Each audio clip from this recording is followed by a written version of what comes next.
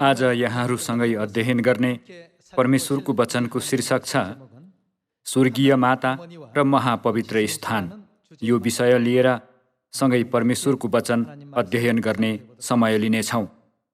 मत्ती अध्याय 13मा हेर्ने हो भने परमेश्वरले हामीलाई सम्पूर्ण कुराहरू दृष्टान्तमा सिकाउनुहुन्छ भनिएको छ नि, होइन र? उहाँले संसारको उत्पत्तिदेखि लुकाइराखेका कुराहरू दृष्टान्तमा जाहेर गर्छु भन्नुभएको छ।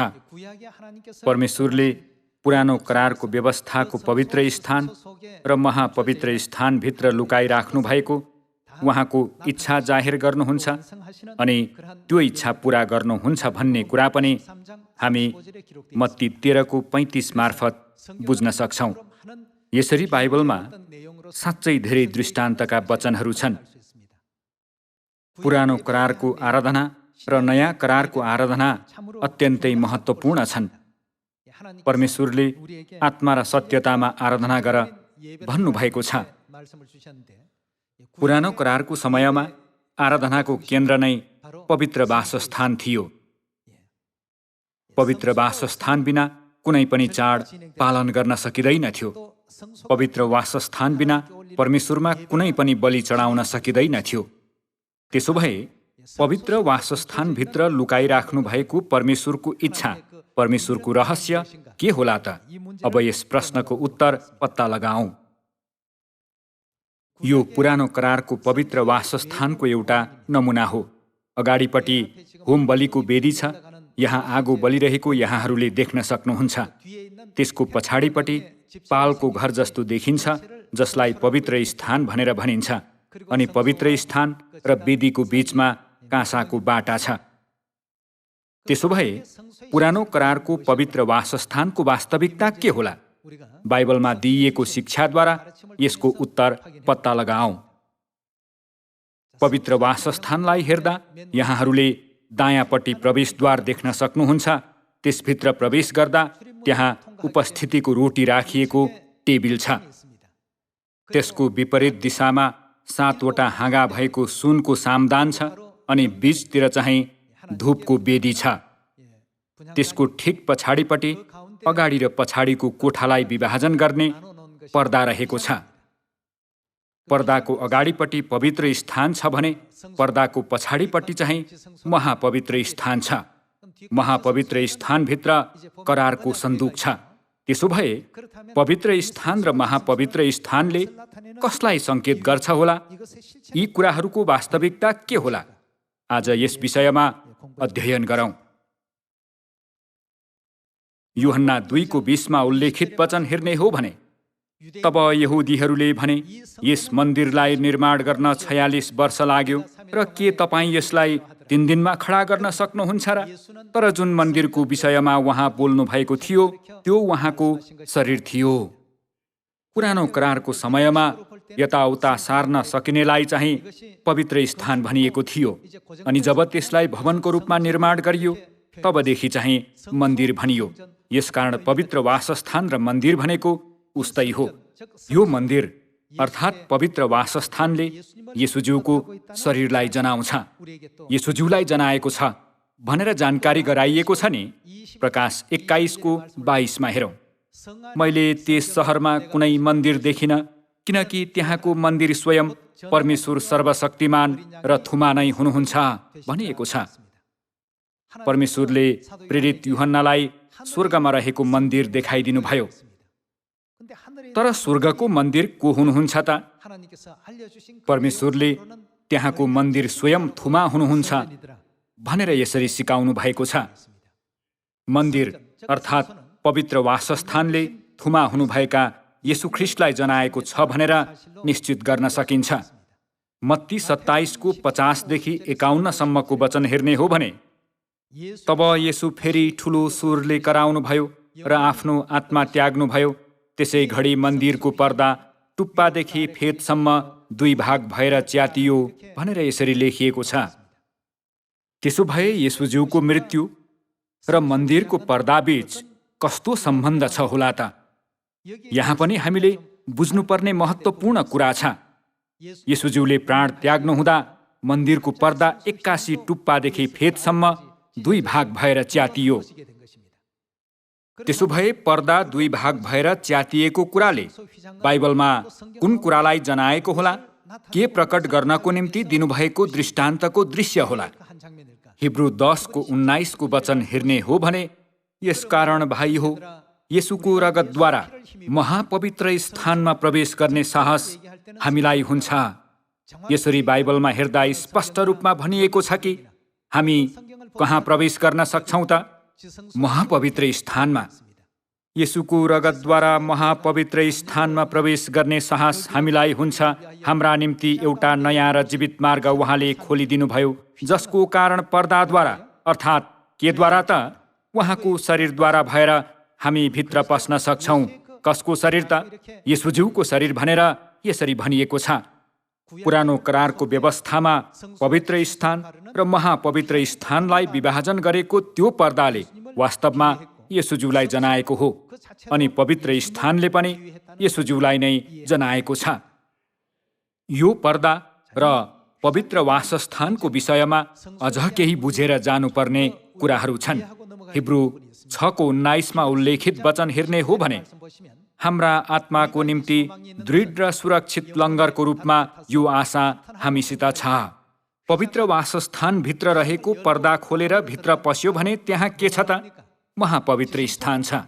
यो आशा पर्दाभित्रको पवित्र स्थानमा प्रवेश गर्दछ, जहाँ हाम्रा पक्षमा अग्रदूत भएर भनिएको छ। येशूज्यू अग्रदूत हुनुहुन्छ भन्ने कुरा नै उहाँलाई पछ्याउने समूह पनि छ भन्ने अर्थ होइन र? छैन भने अग्रदूत भनेर यसरी भन्न मिल्छ र? त्यसो भए कसका अग्रदूत भएर प्रवेश गर्नुभयो त? सन्तहरूको अग्रदूत भएर जानुभएको होइन र? निष्कर्षमा हामी पनि त्यो महापवित्र स्थानमा कसो गर्नु पर्यो त? अनि अग्रदूत हुनुभएका येशूज्यू कसको दर्जा अनुसार त? मल्कीसेदेकको दर्जा अनुसार येशू प्रधान पुजारी भई प्रवेश गर्नुभएको छ भनिएको छ। त्यसो भए हिजो आज यस पृथ्वीमा मल्कीसेदेकको दर्जालाई कसले पछ्याइरहेका छन् त? हामीहरूले होइन र? त्यसैले हामी पनि आखिर कहाँ प्रवेश गर्नुपर्छ भन्ने कुरा हो। महापवित्र स्थानमा प्रवेश गर्नुपर्छ। पवित्र वासस्थानको बनावटलाई हेर्ने हो भने त्यो पवित्र स्थान र महापवित्र स्थान गरेर बनेको छ। त्यसो भए महापवित्र स्थानको बनावट कस्तो छ त?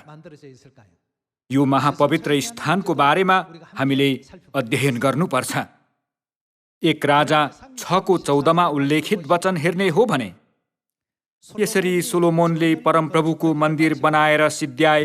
तिनले मन्दिरको भुइँदेखि दलिनसम्म भित्रपट्टिका भित्ता देवदारूका फलेकहरूले मिलाएर भरिदिए। मन्दिरभित्र पछाडिपट्टि तिनले भुइँदेखि दलिनसम्म देवदारूका फलेकहरू मिलाएर 20 हात लामो भित्री पवित्र स्थान अर्थात् महापवित्र स्थान बनाए। त्यसको अघिल्तिरको मुख्य सभाकक्ष 40 हात लामो थियो। मन्दिरका भित्रपट्टिको देवदारूको काठमा चाहिँ फक्रेका फूल र लौकाका बुट्टा कुँदिएका थिए। ती सबै देवदारूका थिए। ढुङ्गा एउटै पनि देखिँदैनथ्यो। मन्दिरको भित्रपट्टि परमप्रभुका करारको सन्दुक राख्नलाई तिनले त्यो भित्री पवित्र स्थान अर्थात् महापवित्र स्थान तयार पारे। यो भित्री पवित्र स्थान अर्थात् महापवित्र स्थान कस्तो थियो त? 20 हात लामो, 20 हात चौडा र 20 हात अल्गो थियो। सोलोमोनका बुबा दाउदको अन्तिम इच्छा पनि थियो, अनि परमेश्वरले तेरो छोरा सोलोमोनले नै मेरो भवन र मेरा चोकहरू बनाउने छ भनेर दाउदलाई भन्नुभएकोले त्यो इच्छालाई पछ्याएर सोलोमोनले मन्दिर निर्माण गरे। यसरी निर्माण गरेका मन्दिरमा अगाडिपट्टि पवित्र स्थान र पछाडिपट्टि चाहिँ महापवित्र स्थान थियो। 1 राजा अध्याय 6 मा पवित्र स्थानलाई मुख्य सभाकक्ष अथवा बाहिरी कोठा भनिएको छ भने महापवित्र स्थानलाई चाहिँ भित्री पवित्र स्थान अथवा भित्री कोठा भनिएको छ। भित्री कोठा 20 हात लामो, 20 हात चौडा र 20 हात अल्गो थियो।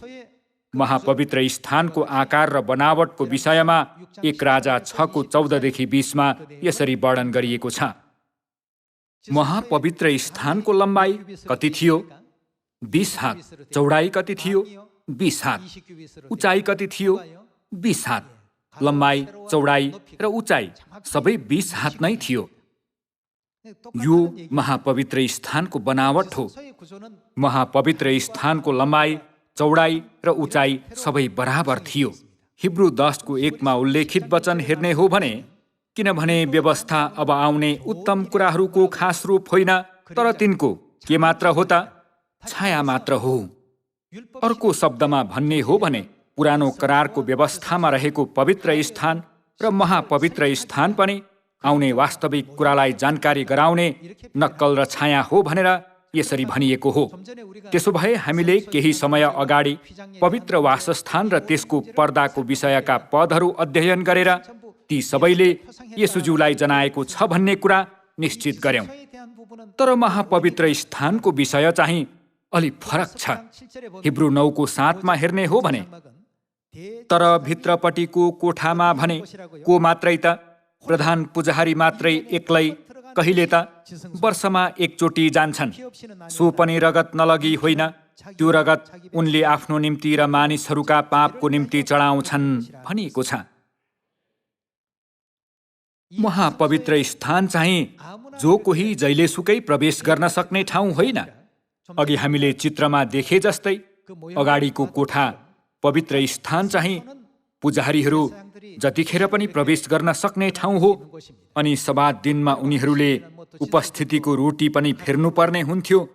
सधैँ यस्ता विभिन्न कार्यहरू पवित्र स्थानमा गरिन्थ्यो भन्ने कुरा बुझ्न सकिन्छ। तर महापवित्र स्थान चाहिँ अत्यन्तै विशेष ठाउँ हो। यो महापवित्र स्थानमा चाहिँ प्रधान पुजारी मात्र वर्षमा केवल एक पटक प्रवेश गर्न सक्थे। कुन दिनमा त? प्रायश्चितको दिनमा। प्रायश्चितको दिनमा प्रवेश गर्थे, तर के नलगी होइन त? रगत नलगी होइन। रगत बिना प्रवेश गर्दैनथे। अनि त्यो रगत चाहिँ आफ्नो निम्ति र मानिसहरूका पापको निम्ति थियो। फेरि भन्ने हो भने, प्रधान पुजारी महापवित्र स्थानमा प्रवेश गरेको दिनमा पाप पूर्ण रूपमा क्षमा हुन्थ्यो। यहाँ हाम्रो पाप क्षमा हुने प्रक्रियालाई हामीले बुझ्न आवश्यक छ। उदाहरणको लागि, कुनै व्यक्तिले सामान्य दिनमा पाप गर्यो। पाप गरेमा त्यो पापको ज्याला उसैले तिर्नुपर्ने हुन्थ्यो। तर परमेश्वरले नक्कल र छायाको व्यवस्था बनाउनु भएर हाम्रो पाप कसरी सारिन्छ भन्ने कुरा हामीलाई देखाइदिनु भएको छ। कुनै व्यक्तिले पाप गर्यो भने उसले पुजारी कहाँ भेडा अथवा बाख्रा लगेर आफ्नो पाप स्वीकार्छ र उसको पाप उक्त भेडा वा बाख्रामा सारिन्छ। यसरी ऊ पापबाट मुक्त हुन्छ अनि त्यो सम्पूर्ण पापको भारी चाहिँ बलि गरिने भेडा वा बाख्रामा सरेर जान्छ। हामीले पुरानो करारको यो व्यवस्थालाई बुझ्यौं भने हाम्रो पाप कसरी क्षमा हुन्छ भन्ने कुरा बुझ्न सक्छौं। यो कुरालाई लेवी 16 को 17 मा वर्णन गरिएको छ। लेवी 16 को 17 मा हेरौं। जब हारून प्रायश्चित गर्नलाई महापवित्र स्थानमा पस्छ, त्यसले आफ्नो निम्ति, आफ्नो घरानाको निम्ति र इस्राएलको जम्मै समुदायको निम्ति प्रायश्चित गरेर नफर्कुन्जेल भेट हुने पालमा कुनै मानिस पनि नरहोस् भनिएको छ। प्रधान पुजारी मात्र वर्षमा एक पटक महापवित्र स्थानमा प्रवेश गर्न सक्थे। तब मात्र पाप पूर्ण रूपमा क्षमा हुन्थ्यो। महापवित्र स्थानभित्र प्रवेश नगरेसम्म कुनै हालतमा पनि पाप पूर्ण रूपमा हटेर जान सक्दैनथ्यो। पाप पवित्र स्थानमै रहिरहन्थ्यो। त्यसो भए प्रधान पुजारी महापवित्र स्थानमा प्रवेश गरेको त्यो दिनमा परमेश्वरले पाप कसमा सारिदिनुहुन्थ्यो त? छाडा छोडिने बोकामा। छाडा छोडिने बोकाले शैतानलाई जनाउँछ। परमेश्वरले सबै पाप शैतानमा सारिदिनुहुन्थ्यो। पापको मुख्य जड शैतानमा सम्पूर्ण पाप फर्काउनको निम्ति प्रधान पुजारीले छाडा छोडिने बोकाको टाउकोमा आफ्ना दुवै हात राख्थे। त्यसपछि त्यो बोकालाई उजाड स्थानमा पठाइन्थ्यो, जहाँ त्यो भौतारिएर अन्त्यमा मर्थ्यो। यसरी पाप पूर्ण रूपमा क्षमा हुन्थ्यो। यो नै पुरानो करारको नियम थियो। यसकारण प्रधान पुजारी वर्षमा एकपटक महापवित्र स्थानमा प्रवेश गर्ने प्रायश्चितको दिन बिना इस्राएलीहरूको पाप पूर्ण रूपमा क्षमा हुन सक्दैनथ्यो। हिब्रू अध्याय 6 अनुसार मल्कीसेदेकको दर्जा अनुसार को भित्री पवित्र वासस्थानमा प्रवेश गर्नु भएको छ त? हाम्रा अग्रदूत भएर ख्रीष्ट महापवित्र स्थानमा प्रवेश गर्नु भएको छ। उहाँलाई पछ्याइरहेका हामीहरू चाहिँ नि त महापवित्र स्थानमा प्रवेश गरेनौँ भने के हामीले पूर्ण रूपमा पाप क्षमा पाउन सक्छौँ त?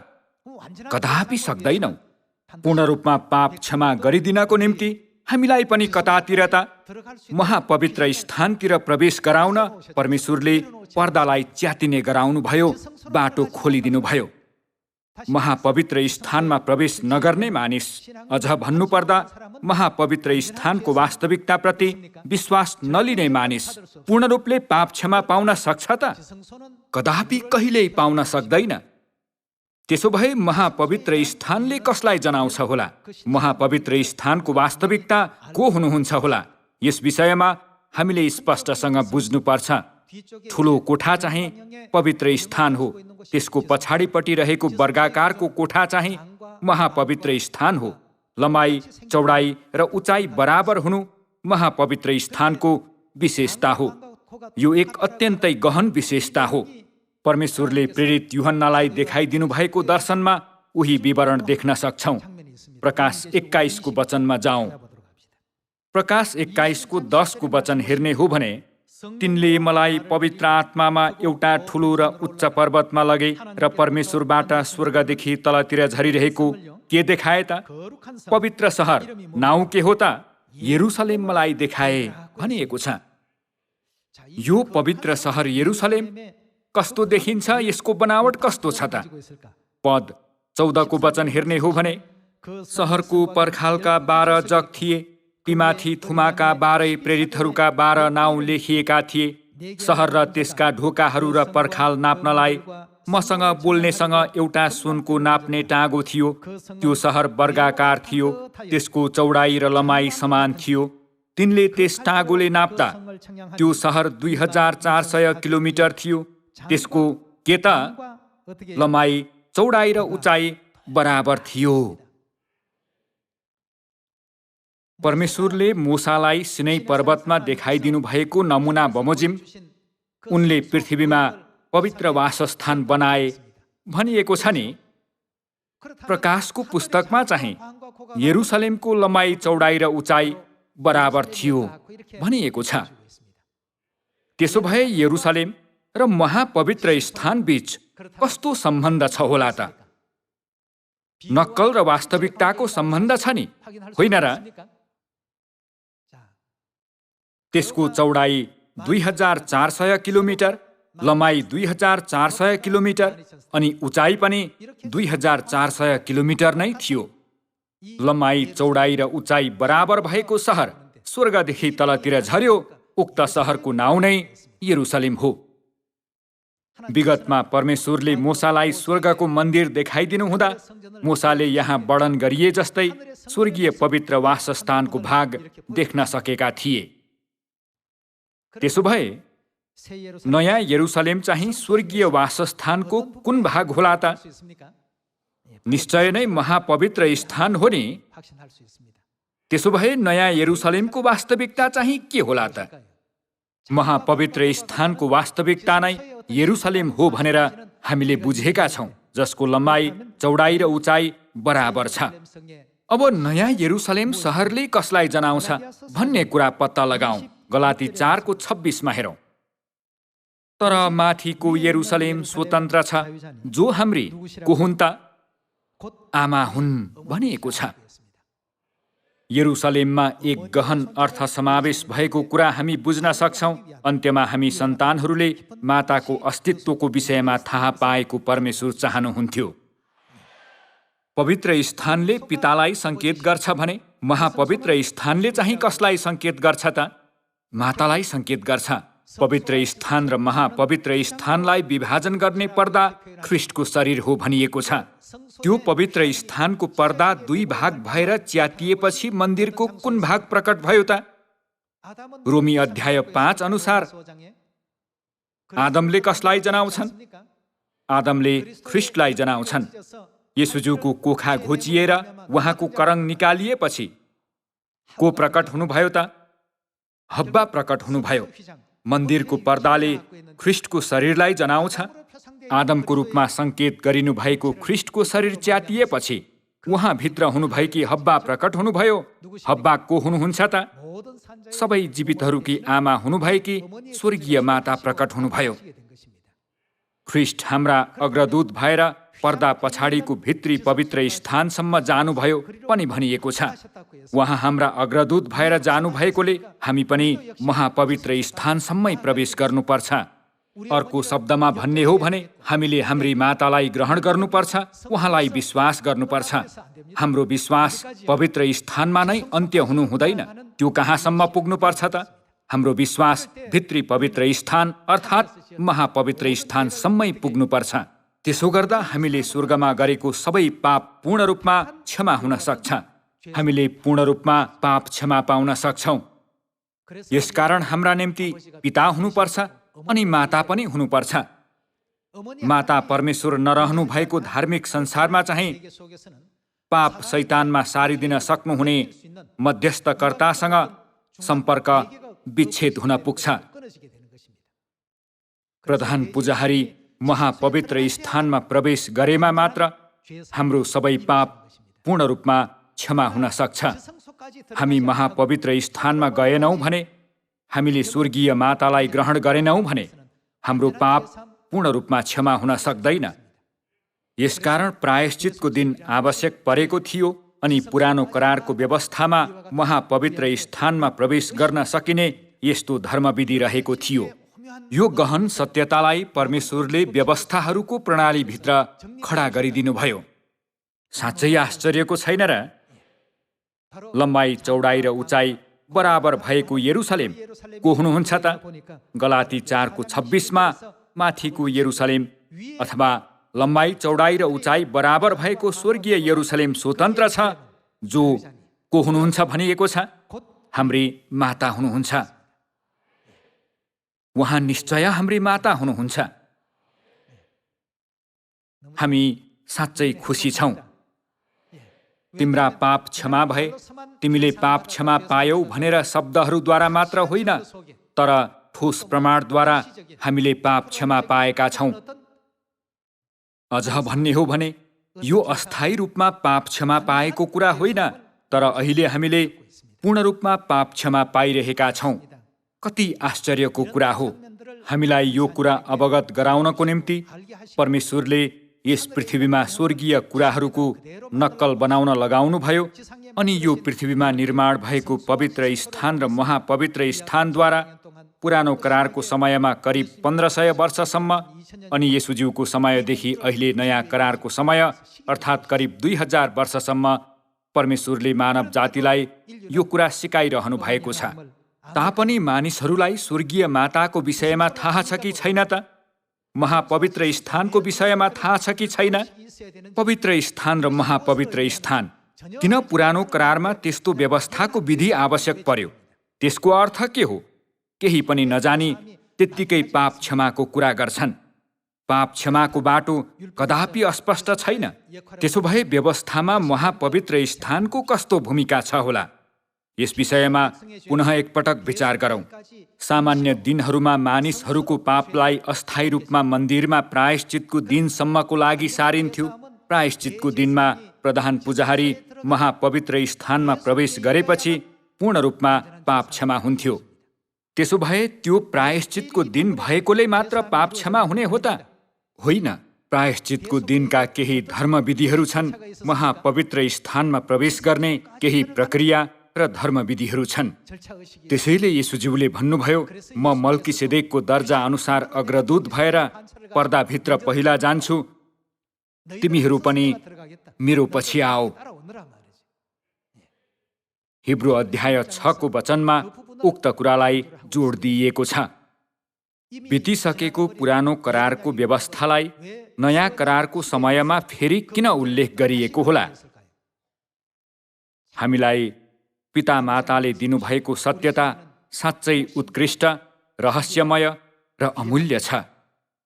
यस्तो आश्चर्यको सत्यतामा रहेर पनि हामीले धन्यवाद चढाएनौँ, खुसी मनाएनौँ अनि स्वर्गप्रतिको आशा गुमायौँ वा नर्कट जस्तै डगमगायौँ भने त्यो परमेश्वरको अगाडि ठुलो पाप हुनेछ।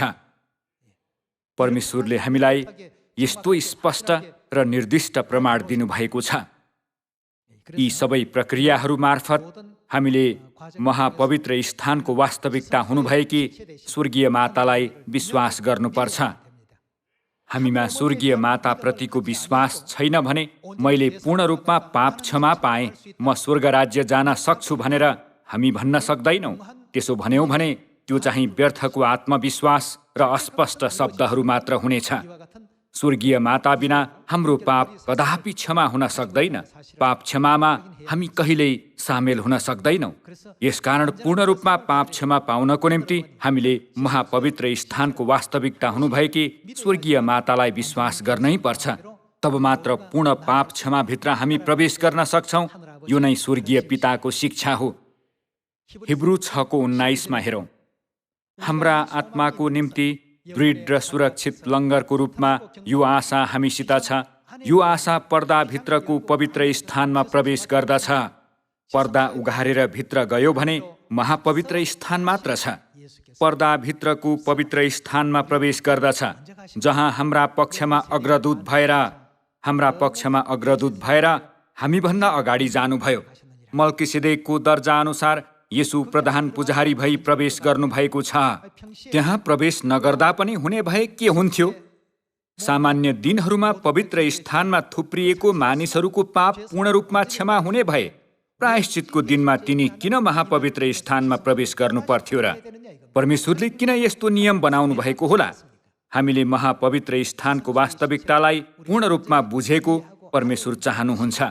महापवित्र स्थानको बनावटको सन्दर्भमा त्यसको लम्बाइ, चौडाइ र उचाइ बराबर थियो भनेर लेखिएको छ। अनि स्वर्गीय यरुसलेम सहरको पनि लम्बाइ, चौडाइ र उचाइ बराबर थियो भनेर लेखिएको छ। स्वर्गीय पवित्र स्थानको नक्कल बमोजिम पृथ्वीको पवित्र स्थान निर्माण भएको थियो। निष्कर्षमा भन्ने हो भने हामीहरू महापवित्र स्थान हुनुभएकी स्वर्गीय यरुसलेम माता कहाँ गएनौँ भने पूर्ण रूपमा पाप क्षमा पाउन सक्दैनौँ। त्यसैले पिताले आफ्नो हस्तलिखित नोटमा यसरी लेख्नु भएको छ। एलिसाले एलियालाई पछ्याए, यहोशूले मोसालाई पछ्याए, पत्रुसले येशूज्यूलाई पछ्याए, म चाहिँ मातालाई पछ्याउँछु।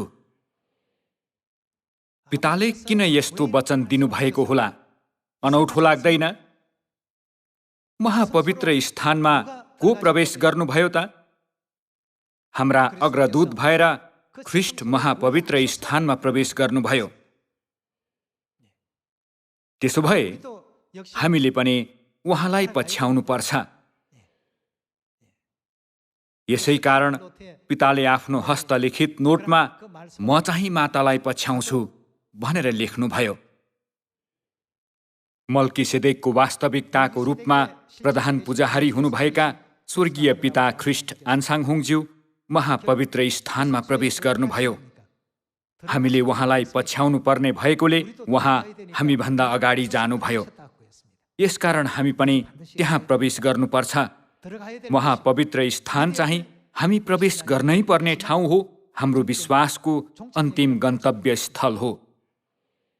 यसकारण प्रकाश 22:17 उल्लेखित वचन हेर्ने हो भने पवित्र आत्मा र दुलही भन्नुहुन्छ, आउनुहोस्, महापवित्र स्थानमा आउनुहोस् भन्ने वचन हो। महापवित्र स्थानमा प्रवेश गर्नको निम्ति कहाँबाट जानुपर्छ त? बाहिरी पवित्र स्थान अर्थात् पवित्र स्थान भएर नगइकन कोही पनि भित्री पवित्र स्थान अर्थात् महापवित्र स्थानमा प्रवेश गर्न सक्दैन। त्यहाँ अर्को प्रक्रिया पनि छ। कस्तो प्रक्रिया छ त? महापवित्र स्थानसम्म जानको निम्ति प्रधान पुजारीले पहिला काँसको बाटामा भएको पानीले आफ्नो हात र गोडा धुनै पर्थ्यो। पवित्र स्थान पार गर्दा मात्र महापवित्र स्थान आउँथ्यो। पवित्र आत्मा र दुलही हुनुभएका स्वर्गीय पिता र माता भन्नुहुन्छ, आउनुहोस्। अर्को शब्दमा भन्ने हो भने पवित्र स्थान र महापवित्र स्थान भन्नुहुन्छ, आउनुहोस् पाप क्षमा पाउनको निम्ति। हामीहरू स्वर्गमा पाप गरेर यस पृथ्वीमा आएकाले यस पृथ्वीमा हामीले गर्न सक्ने भनेको नै आफ्नो पापप्रति पश्चाताप मात्र हो। पाप क्षमाको अनुग्रह चाहिँ आशिष मध्येको पनि महान आशिष हो। आशिषको अन्तिम ठाउँ नै महापवित्र स्थान हो। त्यसैले महसुस छ भने अब सबै म कहाँ आओ भन्नुभएको छ। तर दुष्ट आत्माहरूले झुट बोल्ने गर्छन्। तिनीहरूले खराब अफवाहहरू फैलाउँदै परमेश्वरको मण्डलीमा कहिल्यै नजानु भन्छन्। यो चाहिँ मानिसहरूलाई पाप क्षमा पाउनबाट वञ्चित गराउने शैतानको चाल हो।